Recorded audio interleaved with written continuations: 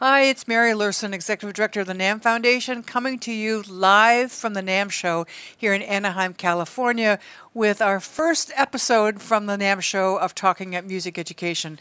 Thank you for joining us. We're here at Facebook Live. Later we'll be up at Talking at Music Education, our podcast. Please let people know that we're here, and that we'd love to have them, invite them onto our broadcast here, because Black Violin's in the house. Yeah. Yay. It's so great. Marcus and Wil Baptiste, welcome back to the NAMM Show. Thank you. Thanks for having us again. Always great to be here. Let's do a little reminiscing about the first time you were at the NAMM Show. It was 2 years ago, is that right? I think so, yeah. And we were out in a booth in the plaza, and it was raining. Right. We will never forget those moments. Yeah. There's a stage and there's music going on in the background. Yep. Well, you guys have graduated now. We have a room here. Well, we've got our little podcast booth, and you also that year played for our grand rally. Yep. You brought down the house for that. That was fun. And this year, they are opening the NAMM Show on our Grand Plaza tonight, right? Yes, and That it's even more grand than last time too. It's grander, the grander of all, right?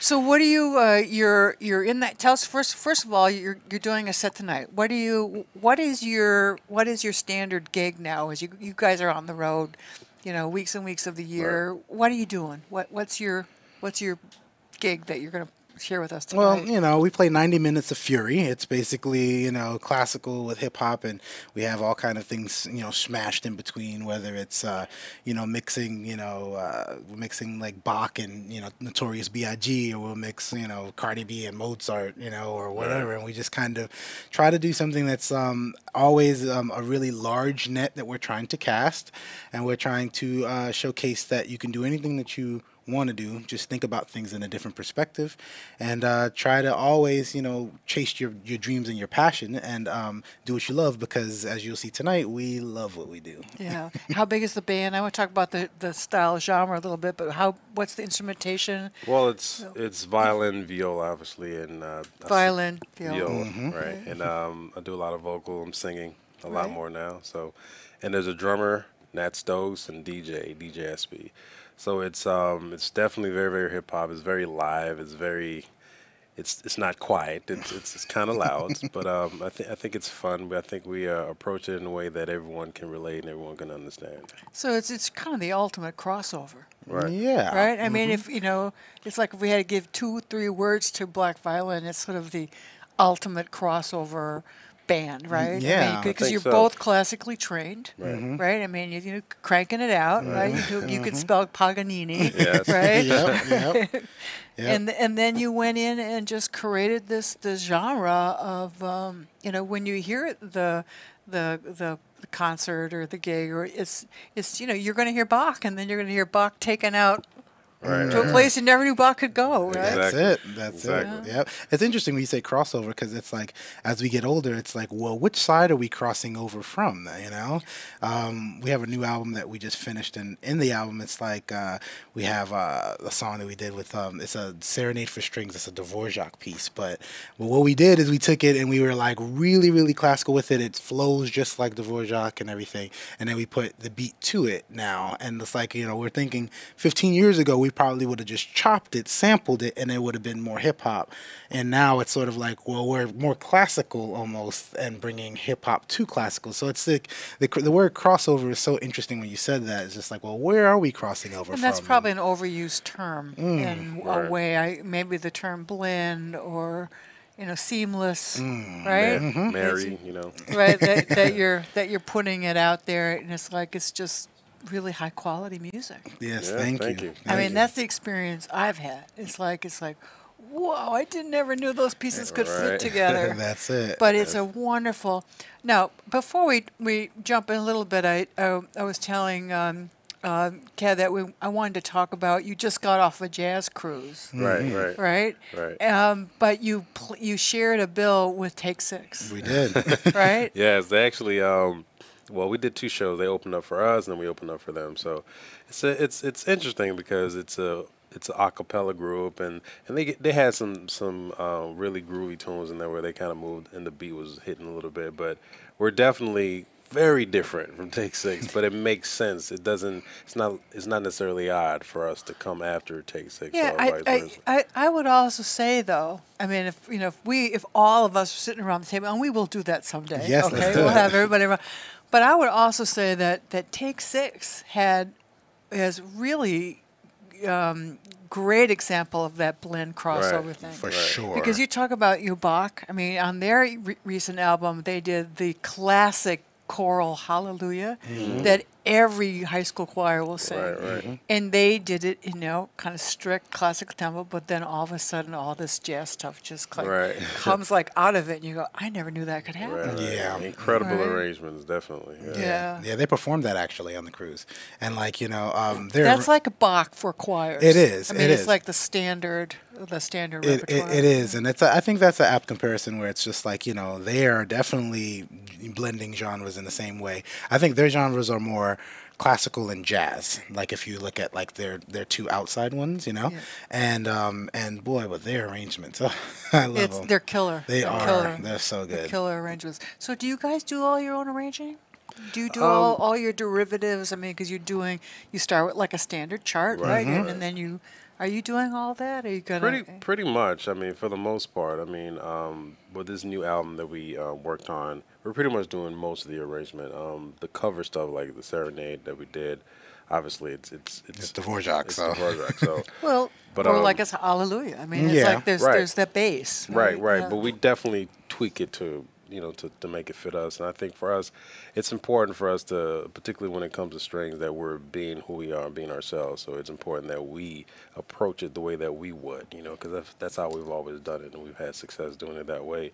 And but we obviously when we work with producers and arrangers, we do tend to kind of like see what their direction is, and it's always interesting their approach to it because it's very different the way that we would do it, So we like So to you're getting collaborate. feedback. Yeah. The whole artist, Right. sit down and tell us. Yeah, Absolutely, Right. and I think it's good for just the growth of us. You know what I'm saying? And it just kind of lends itself to just like the net that we try to just kind of like throw and see what else we can grab. See what else So with all the touring, how do you work that in? I mean, how long did it take you to develop? This is which number of album that you just? This is what is our- the album? this What's the is- name of it? Where can we get it? Come Okay. on, let's go. So this is like the album process. A lot of people don't even recognize how the process of an album works. It's like a movie. Like that movie that's coming out this summer. They shot it like 18 months ago. So it's like it's that kind of thing where we just finished it last month. We don't even have a title yet. We're going back and forth about what we want it to be called. But the overall energy of it, like when we walked in the studio, it probably took us to actually record it. Probably took us about maybe 3 weeks, but it was like a year of like kind of setup and Of trying different things, incubating incubating, Right. and hey, like what about this Dvorak piece? What about this thing? And then we get in the studio and actually actualize it. It took about 3 weeks to do it and another 4 weeks to mix it. And the overall vibe of the album is we wanted to, the thing we basically pasted on the wall during the studio was hope. And we wanted to make an album that, that was hopeful but not preachy. It, talked about why you need hope and, how to get hope and what happens once you get it, and wanted to make an album that kind of, that did that and kind of laid a bed of just, I need to hear this every now and then to make sure that I'm reconnecting with this hopeful feeling that I need. That's something that was important to both of you. It was, Right. yes. Right? It's authentic to you. It is. Yeah, definitely. And our music lends itself to it because a lot of times after a show, the responses that we get from people, we feel like we have a responsibility. And it's not, we're not forcing it. Like, we're not trying to necessarily be the group that just talks about hope or anything. This is us. This is who we are. You know what I mean? Like, I'd rather do something that I love and at the same time being able to uplift and inspire people at the same time. It's just like the icing on the cake, you know what I mean? So Yeah, and I think kind of deliberate choice you've made not to sort of, I see you didn't be preachy. I think that's really important. I think hope is aspirational. Right, Yeah. right. Hope is something that you feel. Right. You don't intellectually. I'm just going to be hopeful today. right. Okay, I'm going to take my hope. My hope medicine. Right, right. I mean, it has to kind of seeps in. It does. Right. It As does. long So as it's if you from a can- real place, I That's think right. that's what matters. Because I think for when Kev said not necessarily try to be preachy. I mean, I think that's what it is. Not trying to force it. As long as it's coming from a real place, people will. It's gonna absorb. You know what I'm saying? And that's what it's more important than anything. If it's coming from a real, actual place of just circumstances that I personally have gone through, and the way that I'm singing and the way I'm playing, it's coming across that way. You know, I think people are gonna absorb it and take it for what it is. So I guess one of my question about where the album comes from. Obviously, it's the next version of your life experience, right? It is. I mean, pretty much. Which version of what number album is this? So this is our fourth. I was going to say fourth. This is our right? fourth album, yes, that we're, and it should come out sometime this summer. Okay, keep us posted. Yes, we definitely will. You can check us out. We're your fan club hub. Okay, well, make sure people know. Definitely. Right? Yeah, and basically, yeah, that was the whole thing. It's about trying to make this something that, like, it's not a snack, it's a meal. It's more to it, and we're really, really, really proud of it, and we can't wait for the world to hear it. NAMM will hear 3 of the songs tonight. Ooh, great!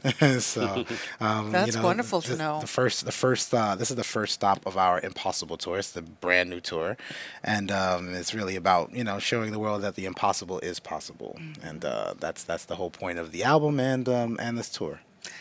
Yeah, just before we were sitting down for our podcast and our Facebook Live here at NAMM Foundation, live from the NAMM Show, we were so gracious enough to meet with a bunch of young people that are visiting here at the NAMM Show, and they were asking you about that, how you find that authentic voice, right? Yeah. So let's do a little origin story here of Black Violin. 2 young men sitting in high school orchestra together. That's it. And the name of that wonderful teacher, remember we had Mr. Miles. Yes. Yes, Mr. Miles in Fort Lauderdale. Right.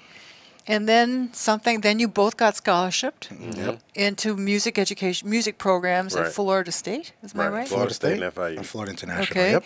So you got music scholarships. Remember, Mom and Dad, you can get a music scholarship, right? It's possible. Right. It's not just all about throwing long balls, yep, right? Exactly. Right. Exactly. And then something evolved, right? I mean, what was the step into more personal ownership of that creative process? Well, when I was talking to the kids outside, and they were so. I was inspired talking to them, hearing their stories a little bit before we spoke. What I was telling them is that, like, for us, it wasn't even the fact that we blend hip hop and classical, like, that's just sort of something that we naturally did. The thing that I'm most I guess proud of is that we recognized the response from people when we did it, and then we kept doing it and kept trying to hone it and kind of mold it. And today, you'll see tonight at the show, it's sort of the 22 years later after we started doing it. Is it 22 years? Yeah, I mean, we met 22 years ago now. And it's like, so it's like this is sort of what happens when it kind of molds and it becomes its own thing, and it's all about really, finding our voice. And when we noticed it is when we really kind of, kept honing it and kind of putting it together. And then now here we are, And it's always evolving too. I think initially it's something that you notice and you find, but then you just keep evolving. I mean, that's just what, as an artist, as a person, as anything, whatever it is, you can never forget that there's always room to learn something. There's always room to grow. And I think that's the unique thing with us. Like, I'm always learning. We love collaborating. We love talking to people because I want to learn. I want to know what you know, And if I can teach you something, then great, you know what I mean? So that's a huge part of it as well, just always evolving, always growing. So as you do this, that I always love to talk about the artistic process, right? Right. I just love it. It's like, how do you do that? I mean, how do you document the process? I mean, do you journal? How do you choreography the process so you don't lose the good idea, right? Or that's the beauty of it, I think. Well, for me at least, I love to be surprised that what's going to happen. You know what I'm saying? And obviously you can plan it. You can kind of like, okay, this is what's going to happen. And in a lot of cases, it's important to plan. But I like just the randomness of just like, oh, that's cool. Oh, who's coming? Who's in town? Oh, tell them to come by. Oh, and it just, you never know, magic happens, like things. So I like that aspect of it, and just collaborate with different people, and they bring an idea to the table, and what we bring to that idea can completely transform that particular song. So, I just love being able to just not. We're definitely not conformed to any way in terms of being creative. We just like to wherever it goes, we go. Yeah, and it's like a blank canvas. I mean, like it's so true because Will said it's just like it's like I listened to the album actually on the flight yesterday, and I'm still surprised by it. And even though we made it and it just kind of evolved, in its own way, but like I think what we tried to do with this particular project, we had a whiteboard up and we had. Oh, you did some planning. Yeah, well, throughout it, we'll jot down like different ideas or like hey, bullet points. Yeah, like hey, this song or that song or different things we wanted to kind of get across, and then from there it's just sort of like it's a blank canvas and here's some paint, we're just painting, and then we'll see, and at the end we stand back, we're like, yeah, I think that's gonna work. It's like kind of like I that. also sense that you've been successful and you've been well organized, and you have a few people around to make sure other things are taken care of. Oh, definitely. I mean, let's that's the beauty of it too. That's important too. You've earned the space that you're in, right? Because now you have some other structures like some managers, and some other folks that are helping that make sure that you get to go to that space. Yeah, I mean, we've talked about it before. It's just like it's like last year we worked pretty hard, but we really didn't work hard at all. Because now there's tour manager Evan, our agent back there Larry, our manager Jared, the folks in the back of the room, the folks in the back of the room that kind of make life easier for us, so that we can wake up in the morning, we can talk to Mary and for a podcast. I have to really say I don't do what you do, but I am also so blessed to have a staff that make sure that this room was ready for us when we came in, and I'm our producer for Talking Music Education, Claire Krieger-Bose, and all the, the fact that our wonderful support from our podcast company and our Facebook. I mean, it's just, we never forget. Yeah. That we can't do it alone. Exactly. It makes life so much easier. And then you can go on stage and you go, oh,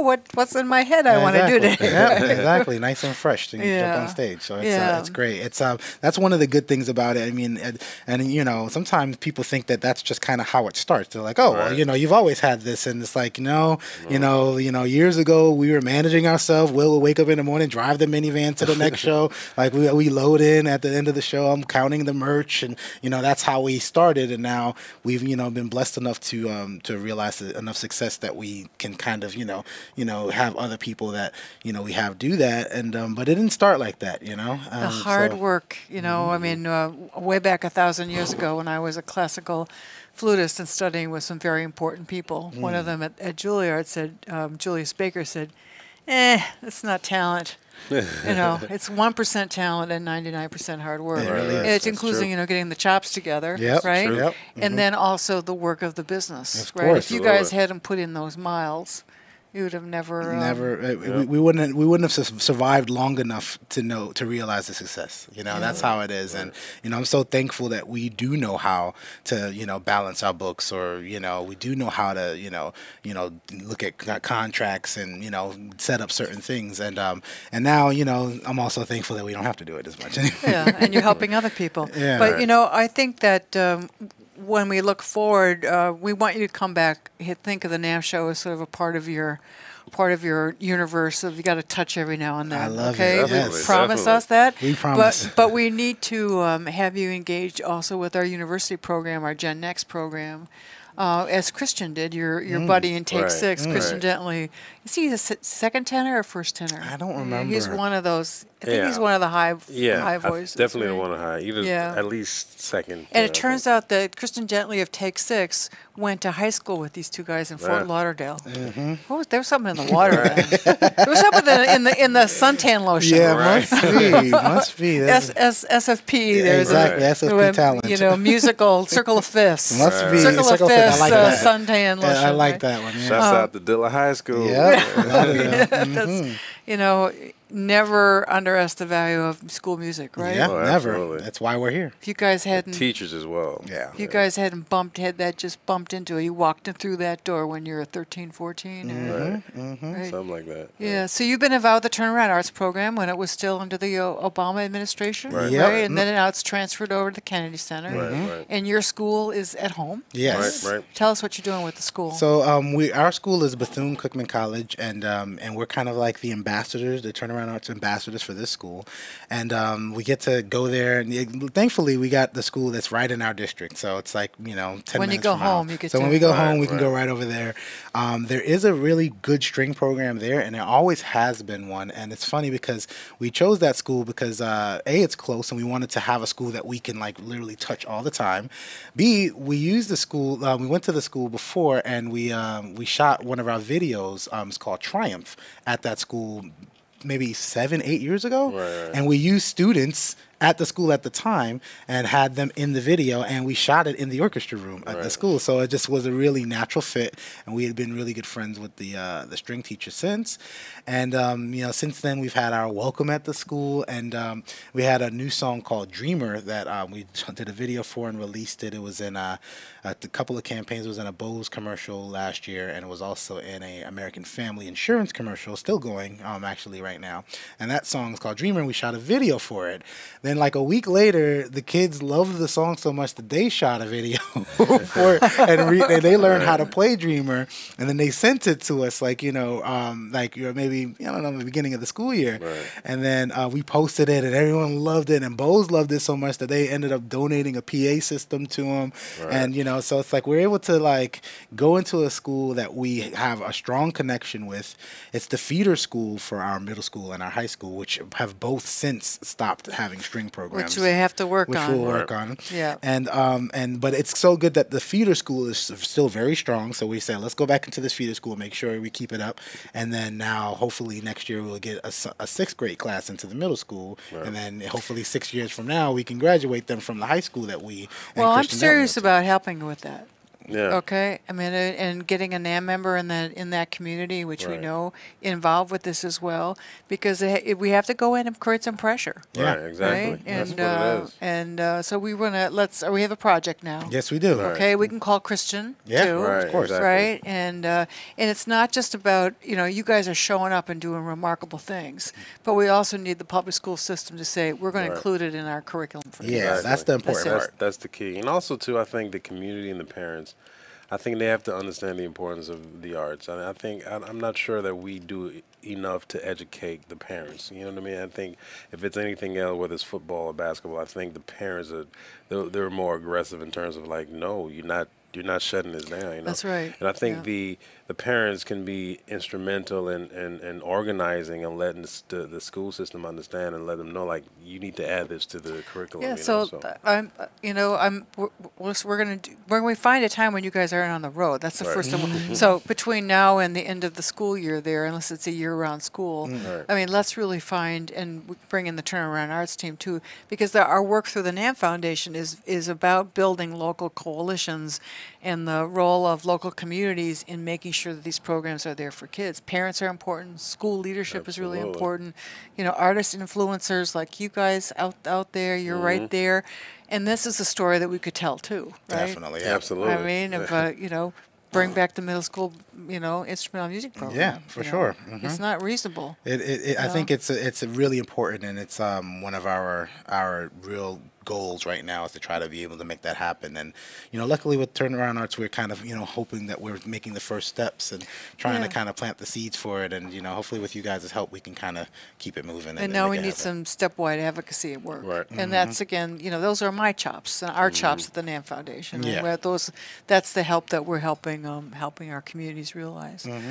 All right, so what are we in for tonight? We're going to have how many smoke machines you got? And what's the light array? Yeah, and do we have any disco balls yet? Or? I don't know how, we don't want to give too much away as far as I'm just trying to share with our audience who's not here at the NAMM show or anywhere. Oh, yeah, that's right. And when Black Violin shows up anywhere within Right. your community, the kind of treat you're in for. I mean, it's not just like, oh yeah, I gotta go to a concert. No. I mean, it's an on your feet. It is. It's a celebration. It's a celebration. It's just everything, you know. It's classical music from it's popular music from a violin's perspective, and it's meant to, in the same way we were saying, it's not preachy. It's not meant to. You know, it's meant to inspire you, but it's not like supposed to be like, hey, it's like not your grandma's, you know, classical concert is the best way to think of it. So, but yeah, no, it's a definitely up on your feet type of situation. There's a lot of people always with this whoop. Yeah, a lot of hands in the air. There's a lot of whoop going on in the, you know, there's just a lot of. There's a lot of hand movements. Yeah, exactly. Yeah. There's smoke. There's lights. There's, you know, it's loud. It's like. And yet every now and then everybody gets real quiet and someone plays a little piece of like a box chaconne or something, and you kind of go, let's go back and do more of this. It's a little bit of everything, you know, and it's meant to educate, entertain, and inspire. It's very multi-generational. It's extreme, like no demographic whatsoever. Very inclusive. I mean, you've got a music teacher with a class and a family and a church group, and it's right. Yep, and it's like it doesn't matter if you're at home listening to Mahler or you're listening to Drake.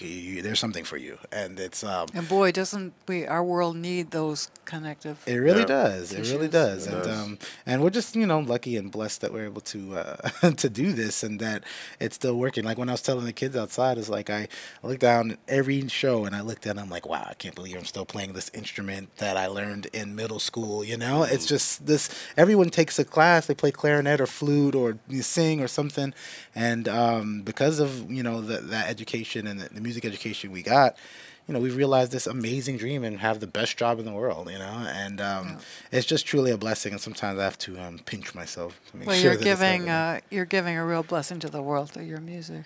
Thank you. You truly are, and just and your friendship to NAMM, and like I said, we want to be a planet that you make sure you touch. We love it here. I felt like home. when we walked in, it's like the home got a remodel, and it's even better than it was. It's a little bigger. It is bigger, and we're not in the Noah's Ark on the plaza. No, we are not. It's in the rain. Yes, for sure. So. Oh, and we just got breaking news. Do we have the breaking news thing?